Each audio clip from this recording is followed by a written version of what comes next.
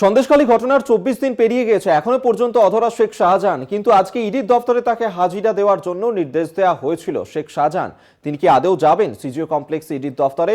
সময় বেঁধে দেওয়া হয়েছিল সকাল 11টার মধ্যে তাকে শাহজাহানকে ডেকে পাঠানো হয়েছে আজ ইডির দপ্তরে, সেখানে তলব করা হয়েছে তাকে। কিন্তু সন্দেশখালীর এই বেতাজ বাদশাহ তিনি কি সত্যি আজকে যাবেন ইডির দপ্তরে? সিজিও কমপ্লেক্সে কি গিয়ে তিনি হাজিরা দেবেন?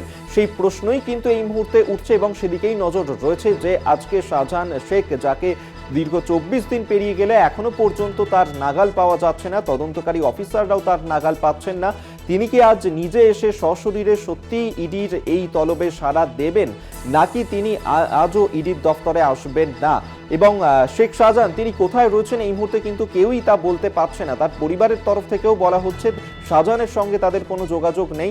এবং সন্দেশখালীর সরবেরিয়াতে যে ঘটনা ঘটেছিল কিছুদিন আগেই, ইডির তরফ থেকে ফের একবার তল্লাশি অভিযান চালানো হয় 19 দিন পর, এবং সেদিনই লুকআউট নোটিশ জারি করা হয় ইডির তরফ থেকে। তার বাড়িতে সেই লুকআউট নোটিশ লাগানো হয় এবং আজ ইডির দপ্তরে তাকে হাজিরা দেওয়ার জন্য বলা হয়েছে। আমরা এই নিয়েই কথা বলবো। সঞ্জিত চক্রবর্তী এই মুহূর্তে আমাদের সঙ্গে টেলিফোনে রয়েছেন প্রতিনিধি। সঞ্জিত, আজ সকাল 11টার মধ্যে ইডির দপ্তরে তলব করা হয়েছে শেখ শাহজাহানের, কিন্তু এখনো পর্যন্ত তো তার কোনো খোঁজ পাওয়া যাচ্ছে না। এই মুহূর্তে পরিবার তরফ থেকে কিছু জানতে পারছো কোথায় রয়েছেন শাহজাহান? তিনি কি আজকে যাবেন ইডির দপ্তরে? কোনো খোঁজ পাওয়া গেছে তার?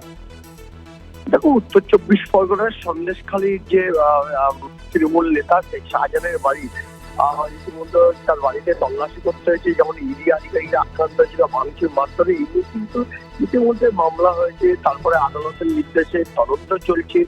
আর বিশেষ করে ইডি আধিকারিকরা গত 24শে জানুয়ারি তার বাড়িতে এসে তার বাড়ি যেমন সিল করে দিয়ে গেছে, পাশাপাশি এবং সমন জারি করেছে।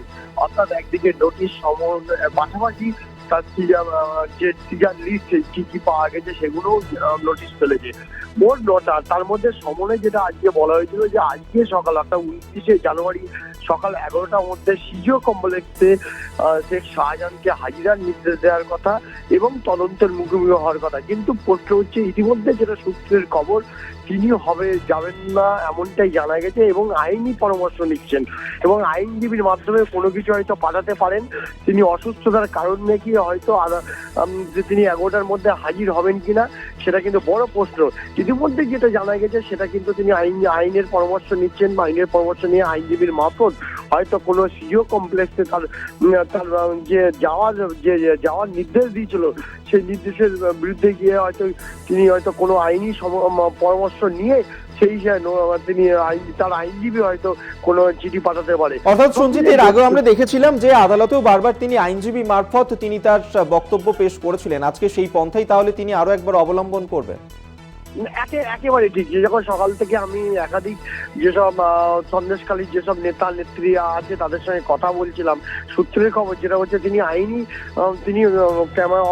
ক্যামেরার সামনে না বললেও তারা অফ দ্য রেকর্ডে বলেছেন যে আইনজীবীর মারফত তিনি পুরো যেহেতু আদালতের বিচারাধীন কেস এবং আইনজীবীর মাধ্যমে তিনি পরামর্শ নিয়ে তিনি আজকে হয়তো আইনজীবীর মাধ্যমে তিনি চিঠি পাঠাবেন এবং শারীরিক অসুস্থতা দেখি হয়তো তিনি আজকে হয়তো সিজিও কমপ্লেক্সে হয়তো যাবেন না এমনটা জানা গেছে। কিন্তু এখনো পর্যন্ত যে খবর, আমি যখন আজকে সকালবেলায় সন্দেশখালী আকুঞ্জিপাড়া এলাকায় এসেছিলাম, এলাকা যথেষ্ট থমথমে রয়েছে, একদম নিস্তব্ধতা পালন করছে, কোথাও একটা আতঙ্ক গ্রাস করেছে স্থানীয় বাসিন্দাদের মধ্যে। সঙ্গে গোটা প্রক্রিয়ার ওপরে কিন্তু একদিকে আইনি সমস্যা রয়েছে, যেমন একেবারেই সঞ্জিত, আপাতত তোমায় ধন্যবাদ। সঞ্জিত চক্রবর্তী আমাদের সঙ্গে টেলিফোনে ছিলেন প্রতিনিধি। শাহজাহান আজকে যায় কিনা অবশ্যই সেদিকে নজর থাকবে।